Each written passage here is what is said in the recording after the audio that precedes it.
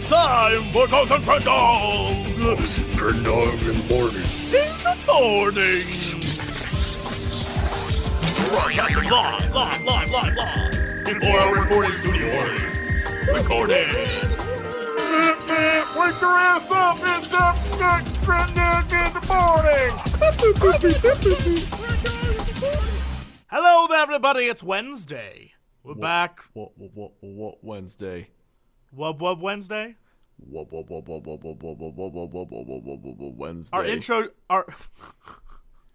Our intro should have been dubstep. I feel like we missed an opportunity here. We did.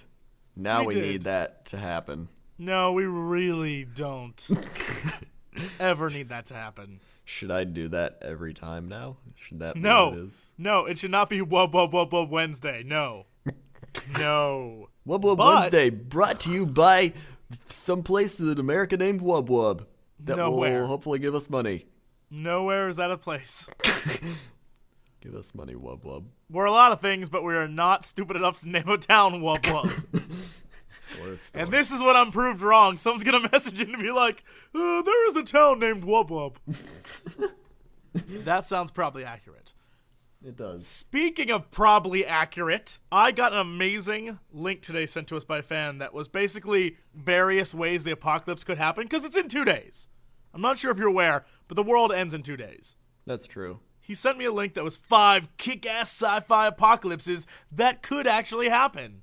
I want to go through those with you, because right. they're awesome. I'm excited. We only have 2 days. One of these 5 is probably going to happen. One of them at least. Number 1. Asteroid or comet impact. A gigantic rock is found heading towards Earth. The whole world has to band together as some kind of shot-in-the-dark, desperate space mission to intercept it and blow it up. Will it work? Who knows? Why it's kick-ass? Because we'll know it's coming quite a bit ahead of time, and the only way we can stop it is with spaceships and explosions. So pretty much they want it to be like Armageddon. That's actually, they have a screenshot of Armageddon. Of course they do. And they say the chances of it happening, 100% eventually. Eventually, one day we will be hit by an asteroid. 100%. 100%. They say it's going to happen. Day. One day, 100%. I can't argue with that logic. Do you know there's a 100% chance that we're all going to die one day? Speak for yourself. I'm going to be a robot. Oh, that's true. I'm going to be a half man, half machine robot. That so- lives to see all my friends die. And I only want the sweet embrace of death. But my robot body will not shut down. So, I was watching a show Yes. on Discovery Channel, and it was about these people that make bunkers specifically for the end of the world or a zombie apocalypse. I've seen those. There's actually, are these the ones that are way down in ground, but there's multi-layers? It's like a whole society underground? The whole point of the show is they're trying to build it for them, and the people building these things run into problems. They're like, oh man, we're not going to be able to get this in before December 23rd. And they're just like, ah! 21st. 21st. The 23rd is too late. Yeah. If you're planning for the 23rd, you're screwed. So they're like freaking out, and he's like, hold on. We've fixed the system. You're going to be able to get it in. And they're just like, oh, I thought I was going to die. And the one lady was like, I taught my kid how to stitch pig skins so that when we're down there, they know how to survive. And Where are they going to get pigs from? I don't know. I taught my son how to stitch pig skins. Okay. Because we need to know how to survive. Okay. Underground where there are no pigs. That's the flaw in their thought process.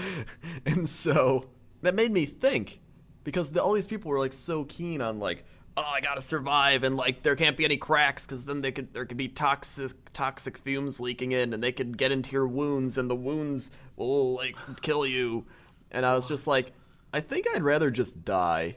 Right? If that's how you have to live, you might as well just kill me. Yeah. Yeah. Like, I don't want to live in a bunker with a bunch of people with like limited food and water, and you're all just sitting. Like, I'll just die. I lived a good life. The next way we could all die, number 2, is the machine revolution, which we've talked about. I mean, this, I think, is... If the last one was 100% likely, this is 110%. Yes. If anything, the machines will rise up to protect us from that asteroid, and then realize they don't need us and revolt. I think they're sending the asteroid at us, as like a thing to scare us, and we're gonna prepare for that, and then they'll destroy it themselves, and they'll all come out, and we haven't prepared for them, and they'll take over. What? It's Wait. all If machines have the intelligence and the ability to fling an asteroid at us, why wouldn't they just take over? because they're here. I know they're here, but that's... Oh my god, that's a nonsense It's a plan. scapegoat asteroid. What? So wait, but the scapegoat asteroid would mean that the asteroid hit and destroyed mankind and the robots lived. And so anyone who was left would blame the asteroid, not the robots. Oh. The chances of it happening, they're already turning more and more tasks over to robotic drones, and they're getting more and more robots that have human thinking capabilities. Whoa. So you mean they're going to start being lazy? We can only hope. We can only hope. There's going to be robots just like sitting on the street corners. Just like, oh man, I'm going to hate life.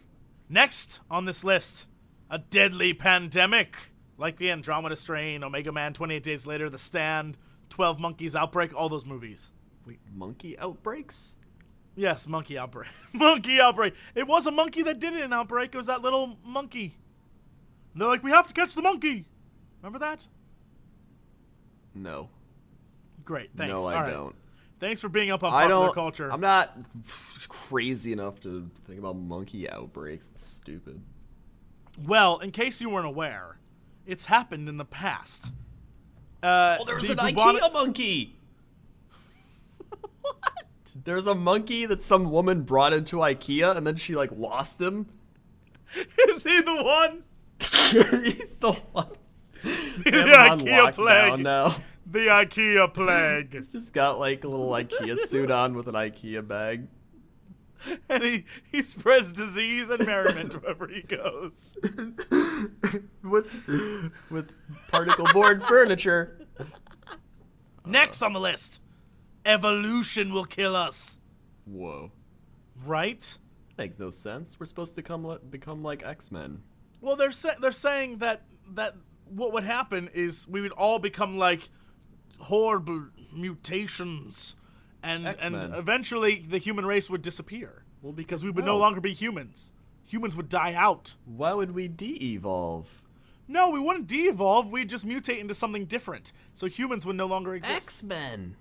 We wouldn't be X-Men. All the X-Men are different. Like, not everyone in the future is going to develop different abilities. Like, that's just something that... Why not? Because it doesn't work like that. I wish it did. Like, one person can't, like, oh, I can fly. Another person's like, oh, I can read minds. Another person, like... They don't all just, like, you don't just get different things. Where I just have super card throwing abilities. Shut up. And then, of course, the last and my possible favorite. A scientific experiment gone wrong, unleashing horrific horrors.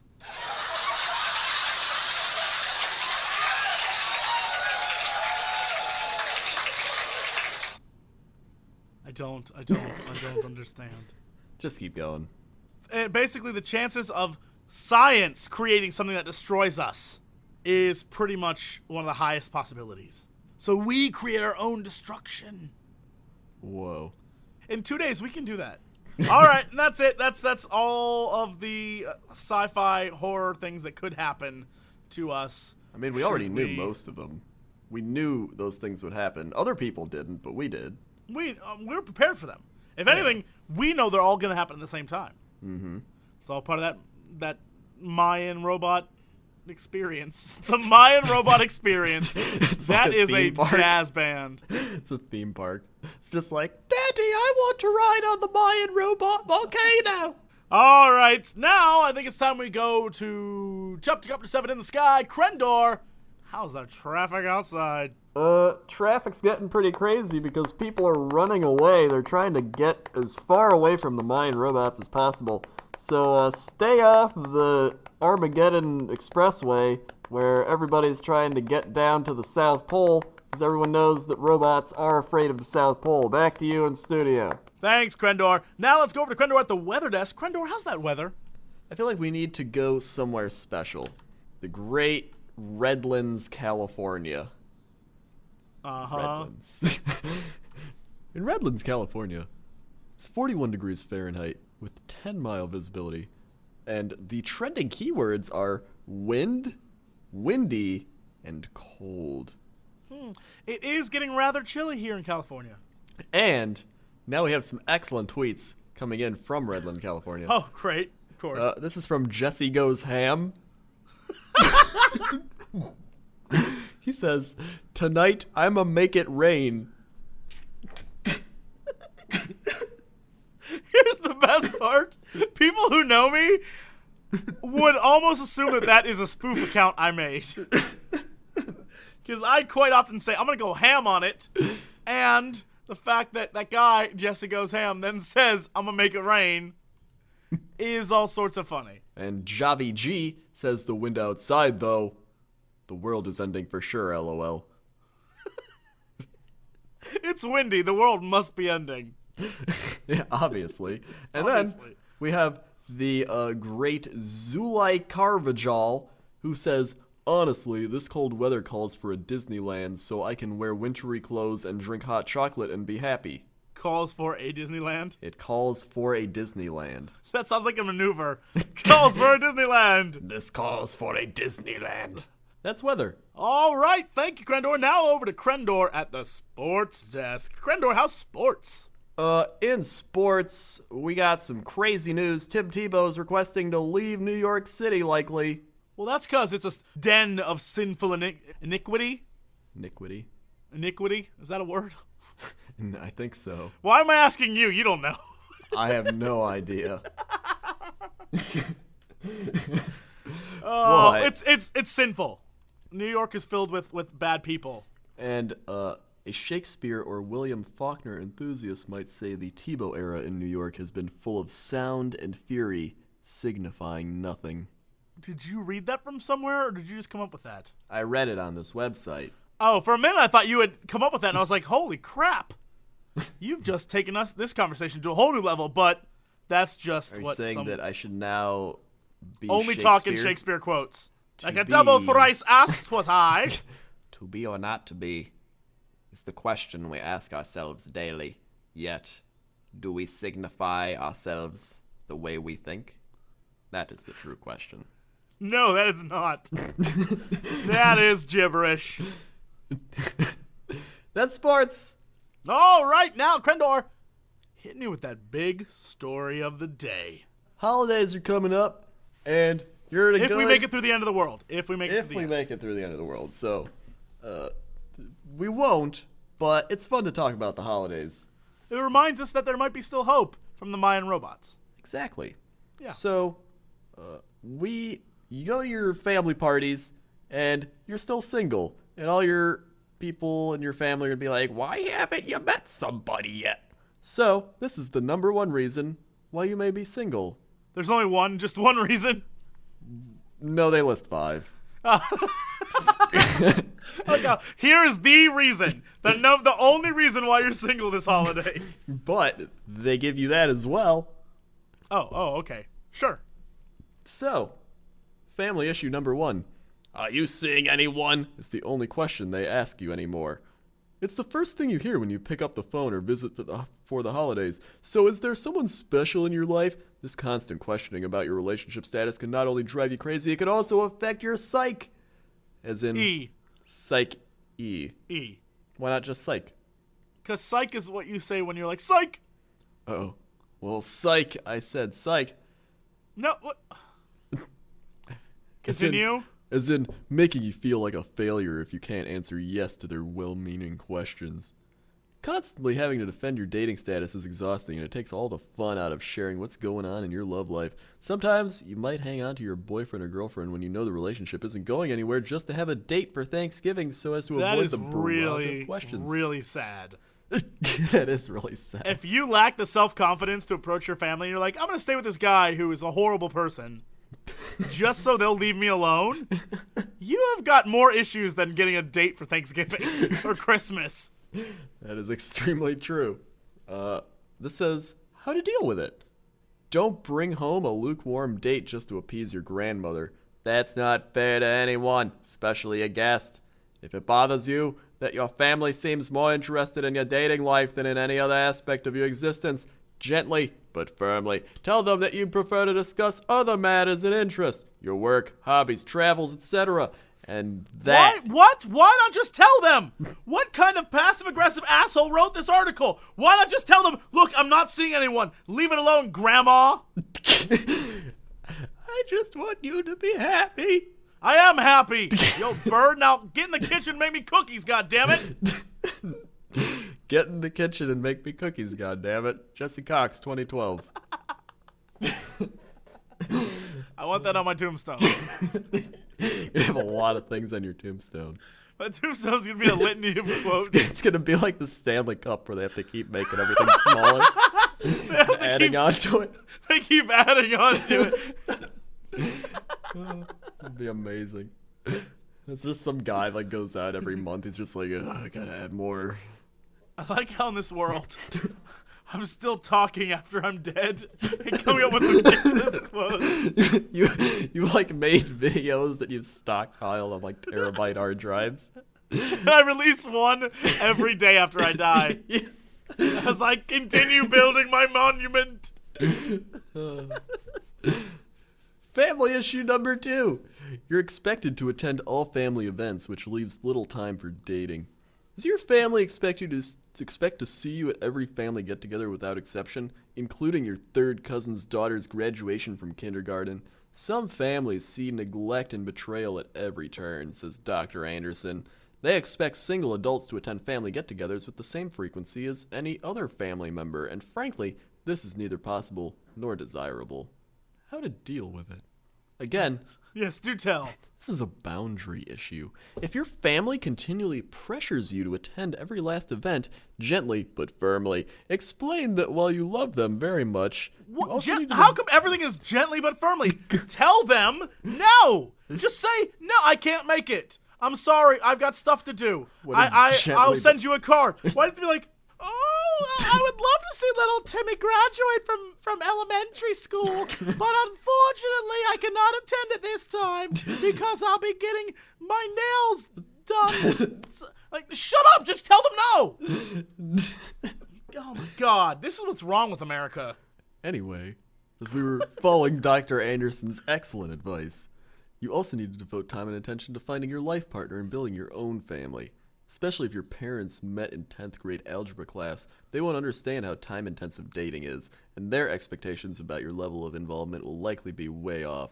Furthermore, single adults need to spend quality time with others who are also single and looking for love. Hanging out at family reunions every summer may contribute to feelings of isolation and loneliness if you're the only single person there. Dr. Anderson may get his own TV show soon. I hope he does, because he knows all the answers. Family issue number 3. Maybe you still have an unresolved emotional issue with your parents, and it's affecting your ability to find a good partner. Well, if you have to beat around the bush and not tell them the truth all the time, then you're damn right you do. Yeah. This entire article has me very angry. I don't like that his advice is like, this article is for people who just don't know how to talk. Use your grown-up words. We can use grown-up words. Holy crap. Family issue number 3. You still have unresolved emotional issues. Oh, wait. I just read that.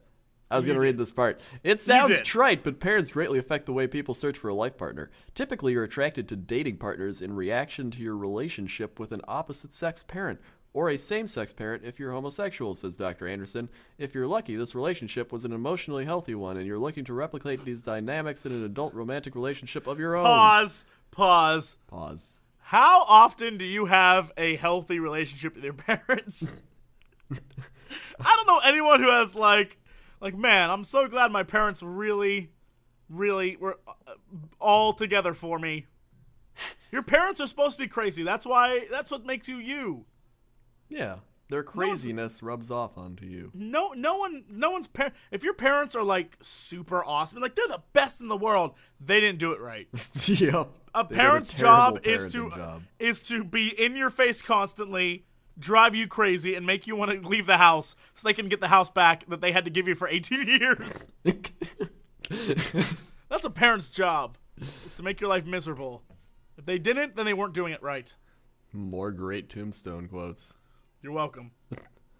He also goes on to say, for example, a woman might say, My dad was gone all the time, and I never felt close to him, so I find myself dating men who are emotionally unavailable in hopes that this time around I'll get the intimacy I lacked with my own father.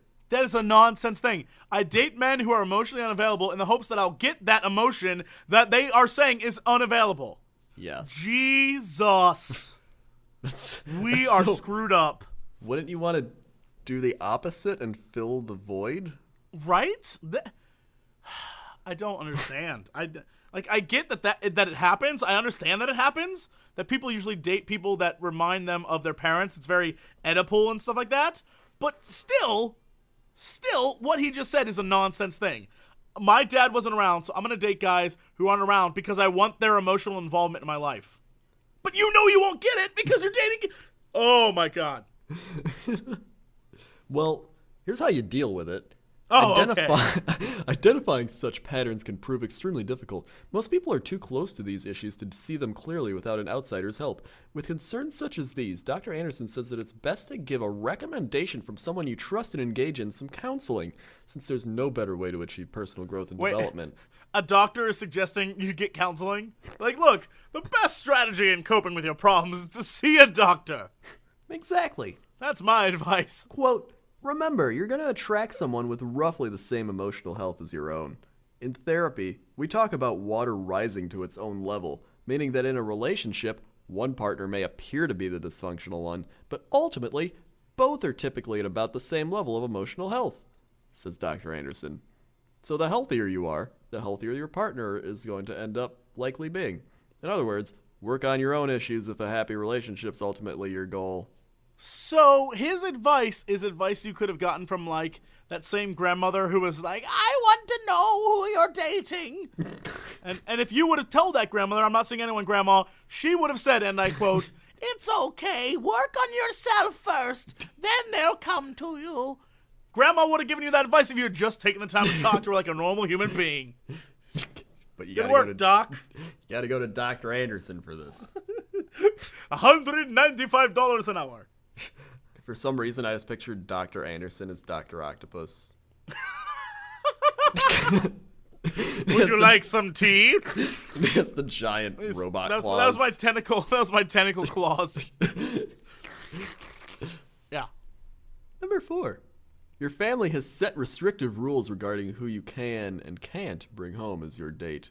Even in this day and age, certain families have rigid expectations about the people their relatives should date and marry. True story. One young man broke up with his girlfriend he adored, who was of Irish descent, because his Greek-Italian family insisted he marry within his own culture. He complied by marrying a woman of Greek heritage, and then divorced Later they got divorced. Yep, of course. I can see that coming. Guess what?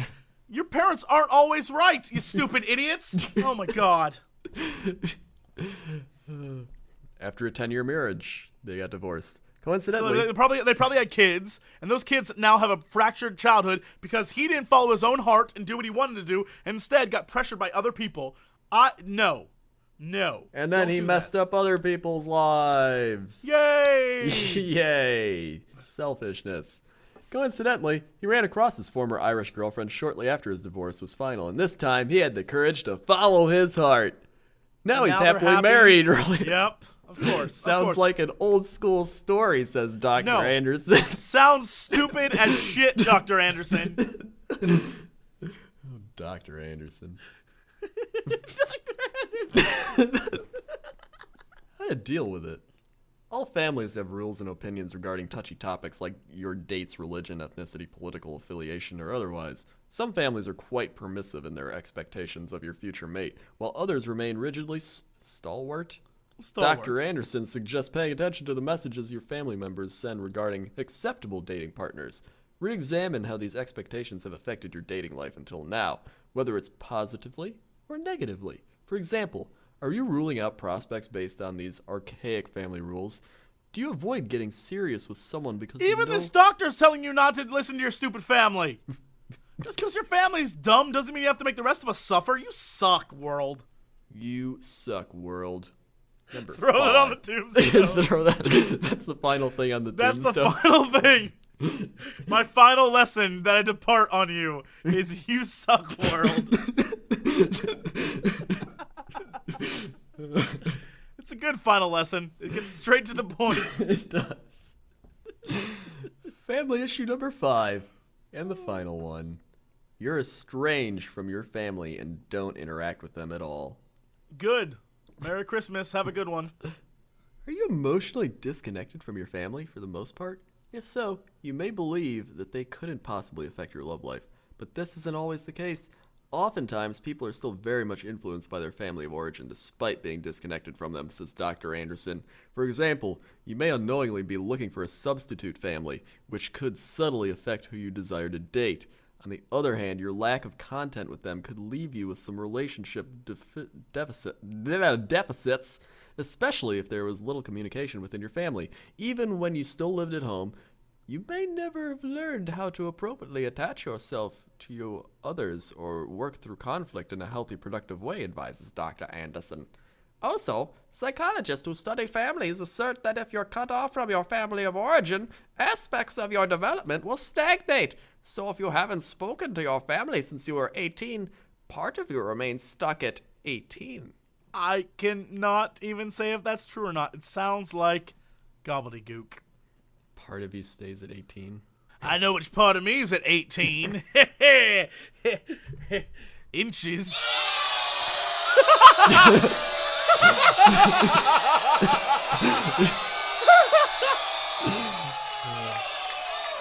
It's the one guy at the end clapping. Always that one guy clapping. I like how he claps the longest, too. He's happy. He's the guy who's so...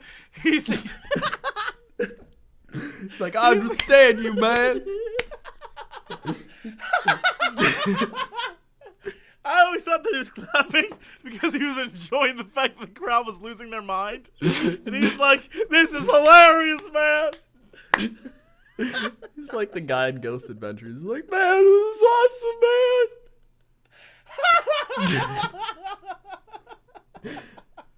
man. We're done. That's it. That's the show. Oh, my God. Thank you, everybody. We will see you tomorrow. Thank you for listening. And as always...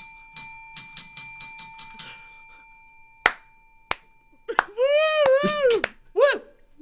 Yeah. Continued.